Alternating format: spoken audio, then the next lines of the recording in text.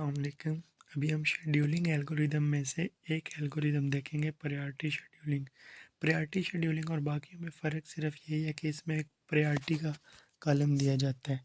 ये जैसे एक कॉलम दिया गया है प्रायोरिटी का, जिसमें प्रायोरिटी सेट की जाती है। अब जिस वैल्यू की प्रायोरिटी जितनी लो होगी, यानी जो वैल्यू जितनी लो होगी उसकी प्रायोरिटी उतनी हाई होगी। सबसे ज़्यादा प्रायोरिटी जो है वो 1 की है। अगर इससे ज़ीरो की वैल्यू आ जाए, यानी नीचे वैल्यू आ जाए ज़ीरो, तो उसकी प्रायोरिटी इससे बढ़ जाएगी। जितनी lower the value higher the priority. समझ गए आप?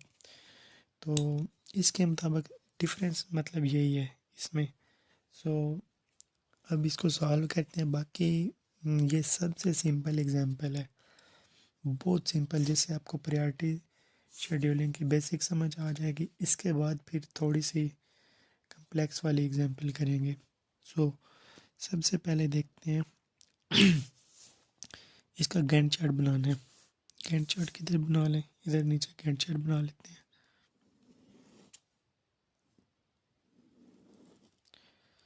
सो सबसे पहले कौन सा प्रोसेस आया? अराइवल टाइम हमें दिया ही नहीं गया, सो हम डायरेक्ट जाते हैं जिस प्रोसेस की प्रायोरिटी सबसे हाई है।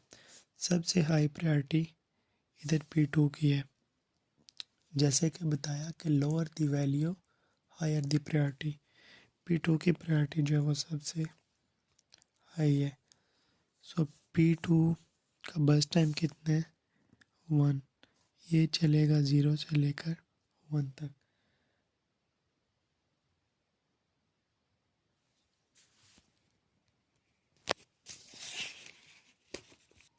इसके बाद बाकियों में से जो छोटी वैल्यू कौन सी नज़र आ रही है? 2। जिसने असेंडिंग डिसेंडिंग का जिसको पता है, फिर उसको इसका भी पता होगा। यानी बहुत बेसिक सी बात है। P5 आ गया। P5 की 2 थी और इसका बस टाइम 5 था। 1 + 5 = ये आ जाता है 6। और इसके बाद कौन सी? ये भी हो गया, ये भी हो गया। इसके बाद नंबर 3 आ गया, प्रोसेस P1 का। सो ये चाहता है कितना? 10 सेकंड तक चलना, ये 16 आ जाएगा। इसके बाद ये भी गया।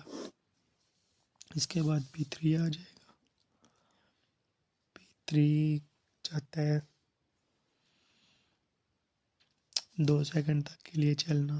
17, 18, 19। मेरा गला बैठा हुआ है। और इसके बाद P3 भी हमने चलाया। इसके बाद हमारे पास और कोई ऑप्शन ही नहीं है। सबसे हायर जो वैल्यू थी उसको भी हमने चलाना है, P4। सो P4 को चलाने के बाद इसका बस टाइम है 19। ये इधर मिस्टेक हुई, 18 आता है। 16 + 2 = 18। और अब इसका 1 ऐड करने से 19 आ जाएगा।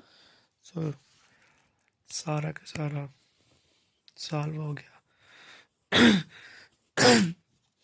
मेरा गला ख़राब होने की वजह से मेरी आवाज़ ही नहीं सही से निकल पा रही। बहरहाल उम्मीद है आपको समझ आ चुकी होगी इस प्रोसेस की। जस्ट हमने प्रायोरिटी को देखना है। प्रोसेस P1 यानी प्रोसेस P2 की जो प्रायोरिटी हायर बन रही थी क्योंकि इसकी वैल्यू छोटी थी। इसी तरह इसके बाद इसका नंबर था 1 2 3 4 5। जिसकी वैल्यू जितनी छोटी होगी उसकी प्रायोरिटी ज़्यादा हाई होगी।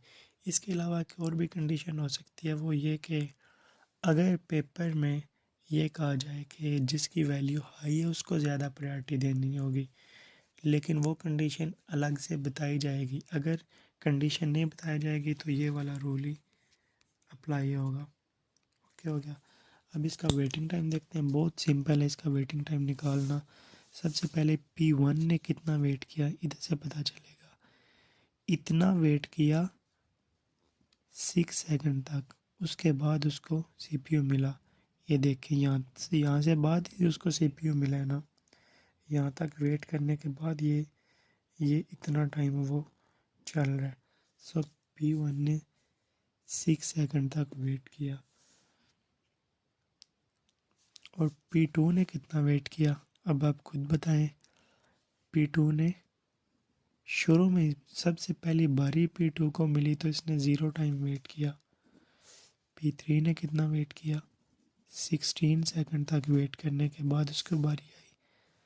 P4 ने कितना वेट किया, 18 सेकंड। और एंड पे बच गया P5। P5 ने कितना वेट किया, जस्ट 1 सेकंड वेट किया।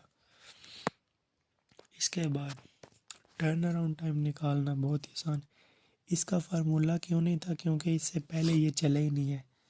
वो फार्मूला इस वजह से बनता है कि एक प्रोसेस प्रिम्प्ट हो रहा हो, यानी वो रोक रोक के बार बार उसे सीपीयू लेकर किसी को दिया जाए।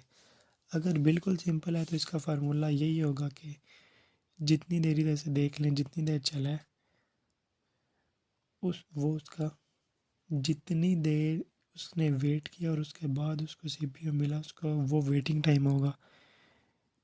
शुरू होने से पहले तक का वक्त उसका वेटिंग टाइम होता है।